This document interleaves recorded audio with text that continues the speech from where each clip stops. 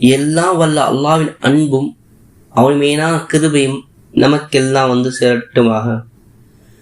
அன்புக்குரிய அல்லாஹ்வின் நல்லடியார்களே, மரணத்தை தவிர்த்து அல்லது மரணத்துக்காக வரக்கூடிய நோய்களை தவிர்த்து வேறு எப்படியான நோயா இருந்தாலும் அவற்றை குணப்படுத்தக்கூடிய ஒரு சக்தி வாய்ந்த திக்ரை பார்க்கலாம். இந்த துவாவை யார் எப்படி ஓத வேண்டும் என்றால், நோயிட்ட ஒருவரை சந்திக்கக்கூடிய ஒருவர் நோயாளியை பார்த்து 7 தடவை இந்த திக்ரை ஓதி அல்லாஹ்வை பிரார்த்திக்க வேண்டும். அப்படி ஓதுகின்ற போது மரணம் நெருங்காத வேறு நோயாக இருந்தால் இந்த திக்கு அவருக்கு நிவாரணம் தராமல் இருப்பதில்லை. கட்டாயம் அவருக்கு நிவாரணம் அளித்து அவருடைய நோய் நீங்கிவிடும் என நபிகள் நாயகம் ஸல்லல்லாஹு அலைஹி வஸல்லம் அவர்கள் கற்றுக் கொடுத்துள்ளார்கள்.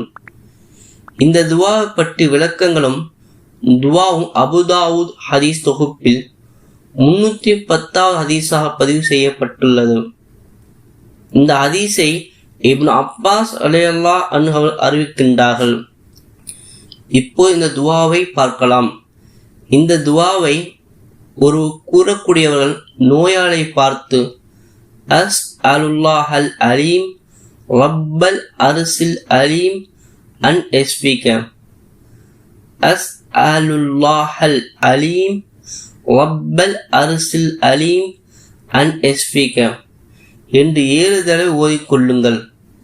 இந்த திக்ருடைய தமிழ் அர்த்தமானது, உனக்கு நிவாரணத்தை தர வேண்டுமென வலிமை மிகுந்த அரசுக்கு சொந்தக்காரனாகி அல்லாஹ்விடம் கேட்கின்றேன்.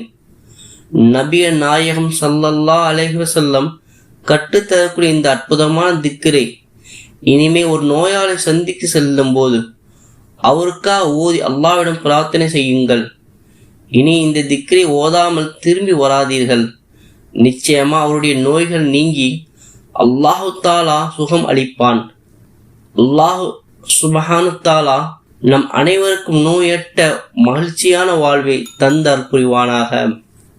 இதே போன்ற வீடியோக்கள் உடனுக்குடன் கிடைக்க நம் சேனலை சப்ஸ்கிரைப் செய்து பெல் ஐக்கனை கிளிக் செய்து கொள்ளுங்கள்.